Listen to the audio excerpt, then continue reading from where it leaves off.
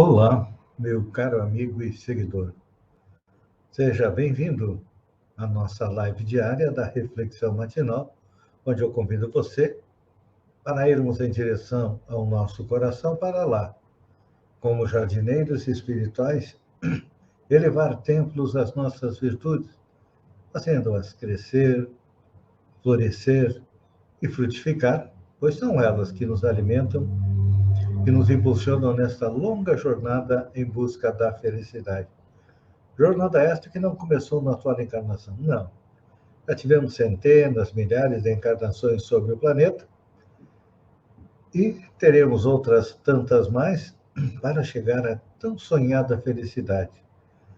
E também já encarnamos nos todos os continentes e também em todas as raças. Já fomos brancos, negros, amarelos, peles vermelhas.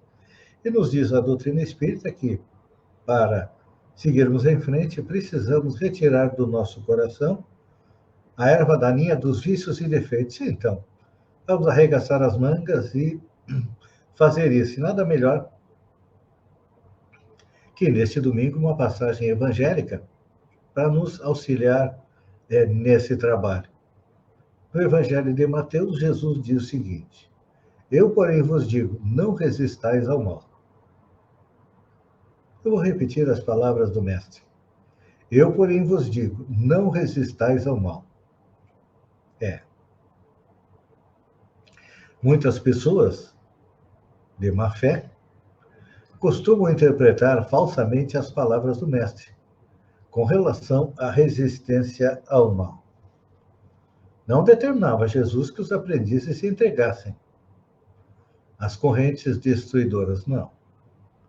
O que ele estava aconselhando é que nós não retribuíssemos violência por violência. Enfrentar a crueldade com arma semelhante iria perpetuar o ódio e desregrada ambição no mundo. O bem é o único dissolvente do mal, em todos os setores, revelando forças diferentes. E, em razão disso, a atitude requisitada pelo crime jamais será a indiferença, e sim a do bem ativo, enérgico, renovador, vigilante e operoso.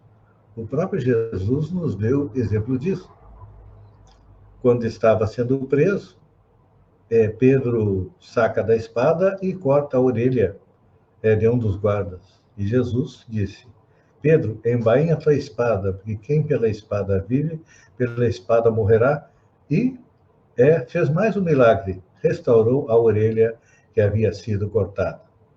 Então aqui nós percebemos que Jesus nos diz o quê? Nos diz que após a sua vinda ao planeta, em todas as épocas, os homens tiveram erros graves, tentando reprimir a maldade, filha da ignorância, com a maldade, filha do cálculo. E as medidas infelizes, grande número às vezes, foram concretizadas em nome do próprio Cristo. O homem não foi até a guerra em nome de Jesus, em nome do Cristo? Tivemos aí as cruzadas, né? Quantos séculos de guerra em nome de Jesus? Depois das cruzadas, nós tivemos a Inquisição. Quantas pessoas foram mortas em nome de Jesus porque tinham uma interpretação própria dos evangelhos? Então, além dessas duas que eu citei, quantas guerras, quantas revoluções, quantos assassinatos, perseguições foram movimentadas pelo homem que assim presume cooperar com os céus. Na França, quantos foram mortos na noite de São Bartolomeu? Porque eram considerados hereges, eram protestantes, não eram católicos. Então, e a gente percebe. Ainda hoje nós percebemos a perseguição daqueles que não são cristãos por parte dos cristãos. Aqui no nosso próprio Brasil, nós vemos a perseguição dos cultos afro, até dos próprios espíritas, por aqueles que se dizem trabalhadores do Cristo. Quem faz isso, me desculpe, mas não é trabalhador do Cristo coisa nenhuma, mas eu diria que são trabalhadores daqueles que são contrários a Jesus. Então, está na hora de nós reconhecermos a nossa miopia espiritual, que nos faz desfigurar as palavras de Jesus. E o mestre ainda reforçou a conceituação e asseverou: eu, porém, vos digo que não resistais ao mal. Então, claro que a gente sabe que existem os adversários do mestre, ou seja, aqueles espíritos que não querem que a Terra cresça, que a Terra evolua, que as pessoas se tornem pessoas melhores. Então, ainda usam aquela terminologia de mais de 3.000 anos atrás, do olho por olho, dente por dente. Olho por olho, dente por dente foi necessário há 3.000 anos atrás, quando nós éramos ainda muito ignorantes. Não compreendíamos as leis de Deus, portanto, houve a necessidade de Moisés instituir uma lei draconiana, ou uma lei que era muito dura, porque os corações eram duros. Mas, passados aí mais de 3.000 anos de Moisés, até 1.000 e poucos anos depois veio Jesus e amenizou a face da lei, substituindo o olho por olho, dente por dente, pela lei de amor.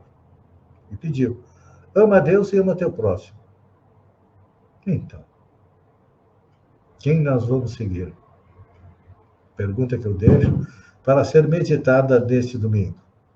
Moisés, que foi importante naquela época, com olho por olho, dente por dente, porque nós precisávamos de uma lei dura que nos impusesse medo? Ou agora, passados 2.000 anos da vida de Jesus, que nos pediu: ama a Deus e ama teu próximo? Então, se estamos dispostos a amar, vamos compreender o que significa amar. Amar a Deus é compreender que Deus é a inteligência suprema, a causa primária, que nos criou por amor e nos deu eternidade para evoluir. E amar o nosso próximo não é só aquele que pensa igual a nós, não.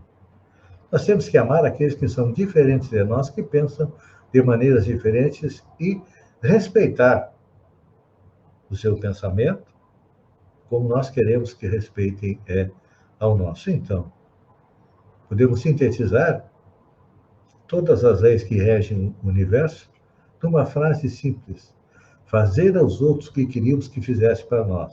A partir do momento que nossas ações foram balizadas por esta frase, com certeza, não só a nossa vida, mas a vida de todos os outros será bem melhor.